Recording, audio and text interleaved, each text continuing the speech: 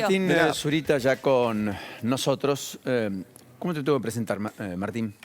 Buenas tardes. Buenas tardes. Secretario Ejecutivo de AIEDBA y de la Junta Nacional de Educación Privada. Junta Nacional de Educación Privada. O sea, bajo tu tutela, observación atenta, están la problemática de los colegios privados, de gestión privada en realidad, con, o sea, de gestión privada, de educación pública, con más o menos nivel de subsidio e inclusive aquellos que no tienen ningún tipo de subsidio. Es así, exactamente. Acá estuvo el ministro el miércoles, Jaime Persic, y entre otras cosas, un tema fue el cierre de los colegios. Él dijo que eran muy anecdóticos, muy, yo te diría, aleatorios, y que eran más bien aquellos que lo habían tomado a la educación privada casi como un negocio más que algo educativo, como el cierre del colegio en Quilmes. ¿Qué es exactamente lo que está pasando? Bueno, no estoy de acuerdo con esa afirmación. Primero, no está cerrando un solo colegio y no es por un tema netamente de negocio. ¿Cuántos son en la provincia de Buenos Aires? En la provincia de Buenos Aires han cerrado 15 establecimientos para el año que viene. Anunciado para el año que viene, sí. 15 servicios educativos. Y en el resto del país, también en Ciudad de Buenos Aires, hemos visto varios jardines de infantes. ¿Tres particularmente? Tres particularmente. Hoy estuve hablando con la Asociación de Colegios Privados de Jujuy y realmente hay una situación muy compleja ahí también, que hay posibilidades de que cierren varias escuelas. Y también a veces no es el cierre total de la escuela, pero sí hay escuelas que han fusionado cursos, han cerrado turnos. O sea, hay una situación... O sea, que dejan menos vacantes. Exacto. Para los años lectivos posteriores. Nosotros hicimos un relevamiento donde hay 200 escuelas que manifestaron crisis y 30 de ellas, bueno, que tenían posibilidades ciertas de cierre, y de hecho muchos los estuvimos viendo en estos días. ¿Y hay colegios que incluso han sido estatizados? ¿O que hay proyectos para estatizarlos? En La Pampa está ocurriendo esto en este momento. ¿Hay 8 escuelas? ¿8 son? 8 escuelas, sí, que van a ser estatizadas. Realmente... Esto ha pasado en la provincia de Buenos Aires, ha ocurrido sí, claro, en varias oportunidades, y realmente no es bueno porque la educación privada y sobre todo ese tipo de escuelas que nacen en las comunidades, muchas veces hay poblaciones que tienen solamente escuela estatal y la propia comunidad creó la escuela privada, ¿no?, de más de 50 años en algunos casos, y que lleguen a un extremo donde hoy por determinadas situaciones no puedan funcionar, realmente no es bueno. ¿Y eso es por merma en los subsidios en términos relativos, quiero decir, que no han ido acompañando el proceso de la inflación, o por la morosidad de esas cuotas que deben pagar los papás y que no están en condiciones de poder solventar? No, en general es un mix de ambas cosas. Es un mix. Muchas de estas escuelas cobran una cuota simbólica inclusive, pero no tienen el problema solamente del aporte estatal que el gobierno da para los cargos docentes, sino que también tienen porteros, tienen, bueno, licencias que no se pagan, y toda esa cuestión hace que no puedan seguir manteniendo, a veces más un bono pintura, simbólico. Los servicios. Exactamente, pero cuando uno habla de educación no habla solamente de la composición salarial, que si bien es la mayoría, entre el 80 y el 90% es componente salarial, pero hay un mantenimiento que es muy específico en la escuela, los proyectos educativos de cada comunidad, bueno, que según lo que ofrecen, por supuesto, en una situación donde hay una inflación tan importante, tan marcada, que se junta con el año y medio de escuelas cerradas. Pues no tenemos que olvidarnos, a veces hablamos como descolgadamente de lo que ocurrió con un año y medio de las escuelas en toda la República Argentina cerradas. AIEDBA y la Junta Nacional de Educación Privada fuimos los primeros en pedir que se abran las escuelas cuando veíamos todo lo que estaba ocurriendo, y no te hablo solo de lo económico, que fue muy malo, sino también de las consecuencias que veíamos en los alumnos. Claro, en términos pedagógicos además.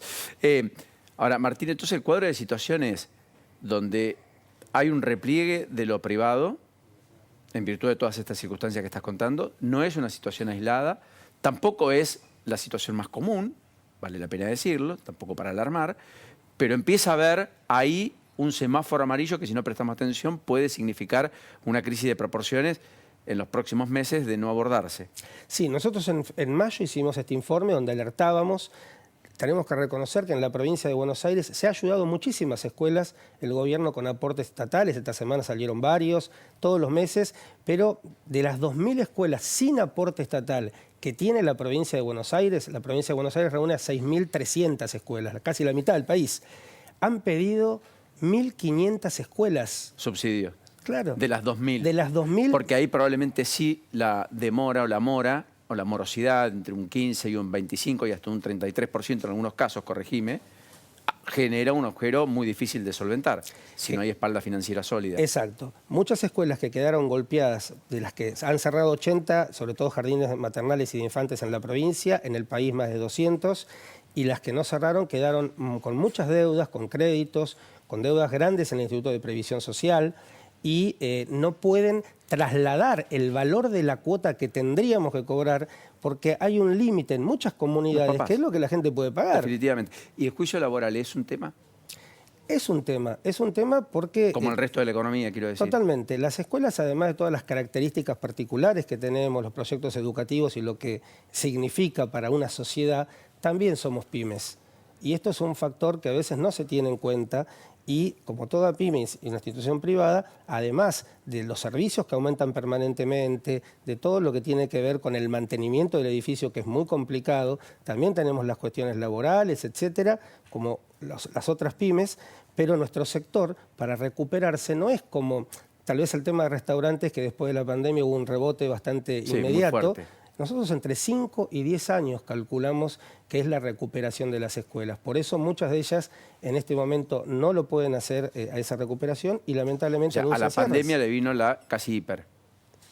Totalmente. Y acá hablamos de un empobrecimiento de la clase media, ¿no? O sea, que es el que básicamente termina allí, aunque no necesariamente el único. No necesariamente el único, pero es un gran componente y de alguna manera eso se ve en el momento de que vos podés dividir en 3 sectores, ¿no? De alguna manera la minoría de las escuelas, el 5% para el sector ABC1, que también tuvieron muchas quejas con matrículas con los aumentos, altas y finalmente, digamos, valores de 200, 300, 400 mil pesos. Tal cual, que nos obligaban antes del 30, y una legislación del 90 que nunca se modificó, antes del 30 de septiembre, a anunciar valores para marzo, cuando no sabemos lo que va a pasar la semana que viene. Lo cual fue un problema, correcto. Un problema, la Secretaría de Comercio entendió este tema y lo ha prorrogado.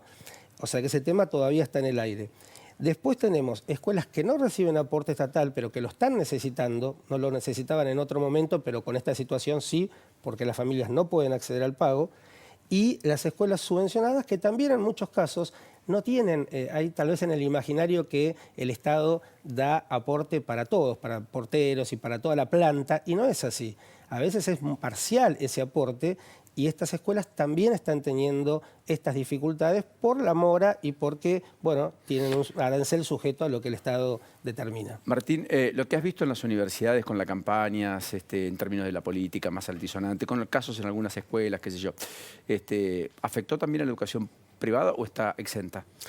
No, nosotros principalmente creemos desde ayer, desde la Junta Nacional de Enseñanza Privada, que eso no es bueno. La educación tiene que quedar totalmente al margen de estas disputas, ¿no?, que van para un lado o para el otro. ¿No han tenido casos en los colegios privados? En los colegios privados no.